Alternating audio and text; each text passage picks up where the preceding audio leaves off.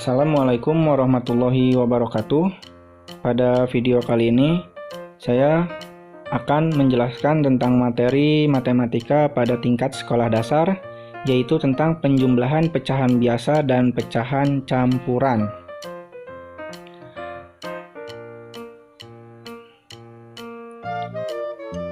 Oke, pecahan biasa yang pertama. Kita harus mengetahui dulu bagaimana bentuk dari pecahan biasa. Pecahan biasa bentuknya itu adalah A per B, di mana A disebut pembilang dan B disebut sebagai penyebut. Ya, kita harus bisa membedakan mana yang dimaksud dengan pembilang dan mana yang dimaksud dengan penyebut. Atau bahasa sederhananya dalam biasa sehari-hari yaitu bagian yang atas adalah pembilang dan bagian yang bawah adalah penyebut. Selanjutnya, penjumlahan pecahan biasa contoh yang pertama.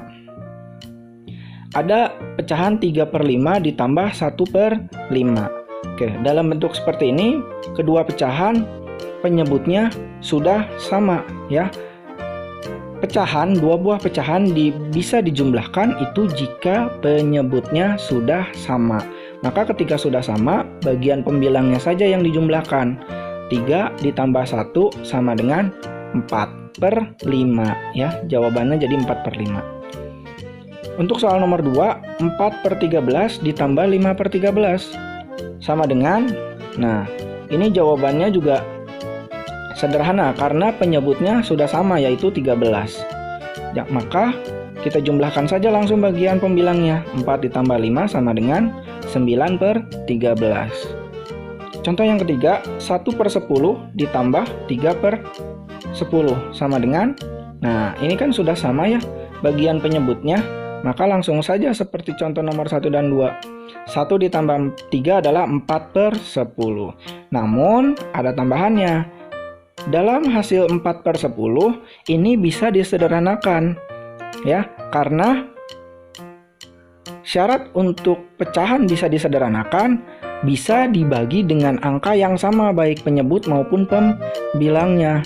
Nah, ini pembilang dan penyebut bisa sama-sama dibagi dengan angka 2, yaitu menjadi 4 dibagi 2 sama dengan 2, 10 dibagi 2 sama dengan 5. Jadi jawabannya adalah 2/5 ya.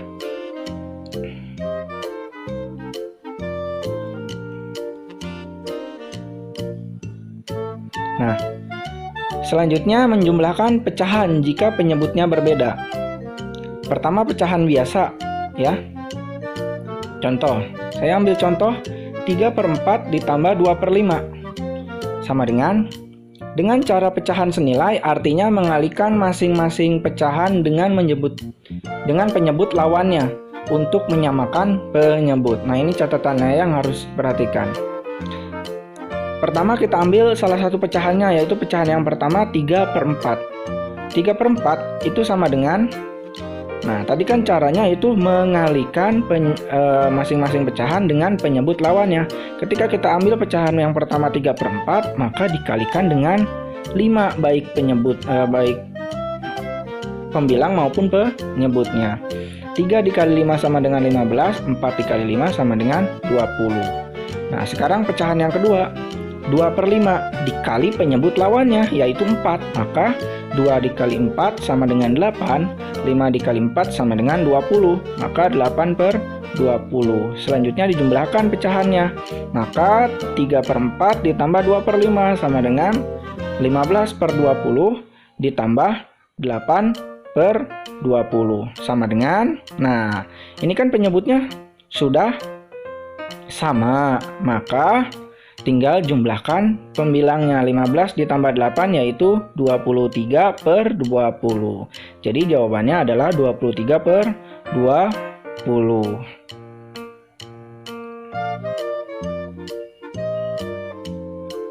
Oke, kita lanjut ke contoh yang kedua, yaitu tentang pecahan campurannya. Nah, pecahan campuran saya ambil contoh yaitu 2/3/4 ditambah 1/2/9. Dengan cara yang sama, yaitu pecahan senilai mengalihkan masing-masing pecahan dengan penyebut lawannya untuk menyamakan penyebut ya. Kita ambil pecahan yang pertama 3/4. Untuk angka 2 dan 1 di depan pecahannya kita abaikan dulu saja ya. Maka 3/4 dikali dengan penyebut lawannya yaitu 9. Jadi 3 dikali 9 sama dengan 27, 4 dikali 9 sama dengan 36.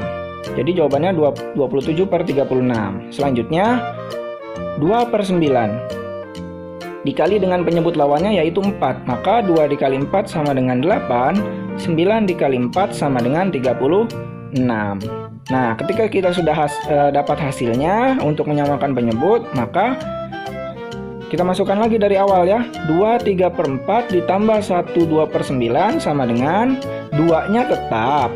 Nah, 3/4-nya kan kita tadi sudah dapat bahwa sudah disamakan penyebutnya yaitu 27/36. Ditambah 1-nya tetap sama 8/36. Maka sama dengan, nah, angka yang di depan pecahan kita jumlahkan 2 ditambah 1. Nah, ini kan penyebutnya juga sudah sama ya. Maka kita jumlahkan yang pembilangnya. 27 ditambah 8. Maka 2 ditambah 1 sama dengan 3. 27 ditambah 8 sama dengan 35/36. Jadi jawabannya adalah 35/36.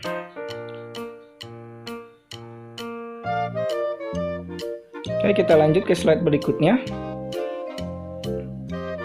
Nah, pecahan biasa dan pecahan campuran. Nah, ada 3 cara untuk menyelesaikan pecahan biasa dan pecahan campuran. Yang pertama, mendata pecahan senilai. Yang kedua, mengalihkan penyebutnya. Yang ketiga adalah dengan cara menggunakan kelipatan persekutuan terkecil. Yang pertama, saya akan menjelaskan tentang mendata pecahan senilai.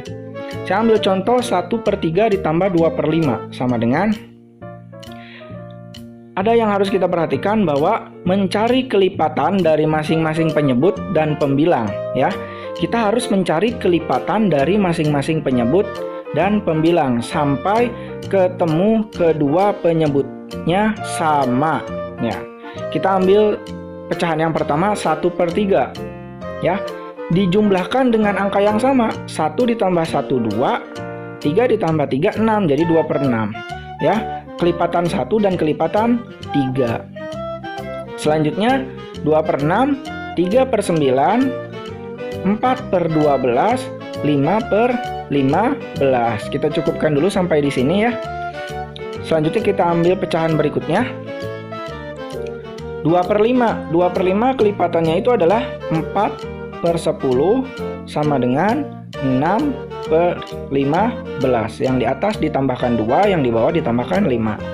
Kalau kita perhatikan, sudah ada nih yang penyebutnya sama, yaitu sama-sama 15 di angka pecahan, yaitu 5/15 dan 6/15. Karena penyebutnya sudah sama, yaitu 15, maka hasilnya adalah 1/3 ditambah 2/5 sama dengan 5/15 ditambah 6/15. Nah, penyebutnya sudah sama. Kita jumlahkan bagian pembilangnya, yaitu 5 tambah 6 sama dengan 11. Jadi jawabannya adalah 11/15. Nah, ini menyelesaikan penjumlahan pecahan dengan mendata pecahan senilai.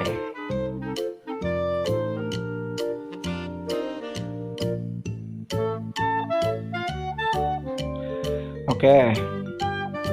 Selanjutnya dengan cara yang kedua, yaitu mengalihkan penyebut kedua pecahan. Ya, mengalihkan penyebut kedua pecahan. Nah, ini seperti yang sudah dibahas di awal ya, caranya sama seperti itu. 3/4 ditambah 2/5 sama dengan, nah, keterangannya dengan cara mengalihkan penyebut, artinya mengalihkan masing-masing pecahan dengan penyebut lawannya untuk menyamakan penyebut ya. Dengan cara mengalihkan penyebut, artinya mengalihkan masing-masing pecahan dengan penyebut lawannya untuk menyamakan penyebut, baik pembilang maupun penyebut. Kita ambil pecahan yang pertama 3/4. Lawannya itu adalah penyebutnya 5, artinya kita kalikan dengan 5. 3 dikali 5 sama dengan 15, 4 dikali 5 sama dengan 20, maka 15/20. Selanjutnya, pecahan yang kedua 2/5 dikali penyebut lawannya yaitu 4 sama dengan 2 dikali 4, 5 dikali 4 yaitu sama dengan 8/20.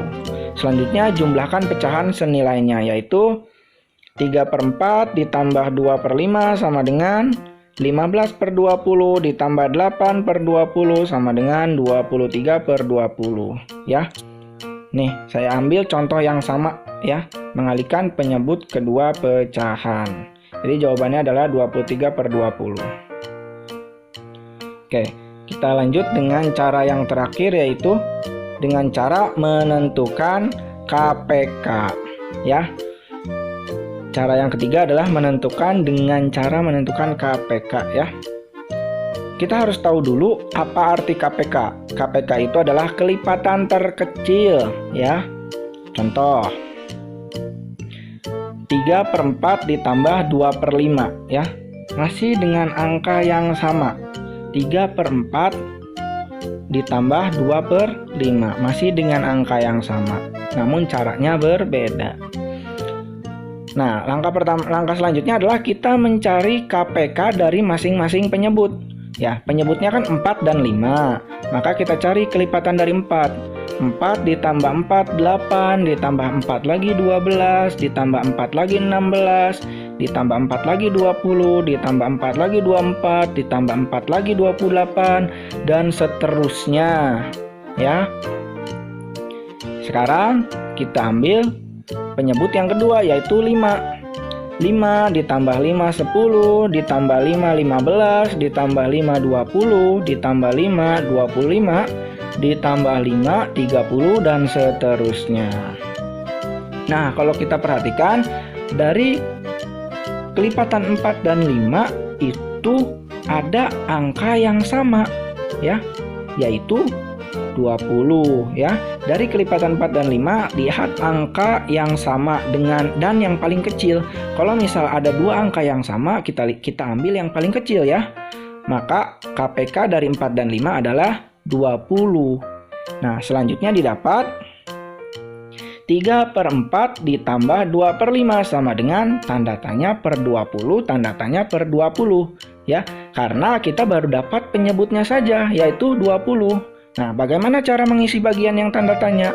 Nah, untuk pecahan 3/4 dari KPK 20 yaitu 20 dibagi penyebutnya yaitu 4, 20 dibagi 4 sama dengan 5, lalu hasilnya 5 dikali dengan pembilangnya 3, 5 dikali 3 sama dengan 15. Nah, untuk pecahan selanjutnya 2/5 dengan cara yang sama dari KPK 20 yaitu 20 dibagi 5 sama dengan 4, lalu 4-nya dikali 2 sama dengan 8. Maka hasil akhirnya adalah 3/4 ditambah 2/5 sama dengan, nah tanda tanyanya kita isi 15/20 ditambah 8/20 sama dengan, nah ini penyebutnya sudah sama, artinya kita tinggal jumlahkan saja pembilangnya. 15 ditambah 8 sama dengan 23/20 ya. Walaupun caranya berbeda dengan soal yang sama, dengan ditanyanya yang sama, maka hasilnya harus sama juga hasilnya ya. Jadi ini cara yang terakhir adalah dengan cara menentukan KPK.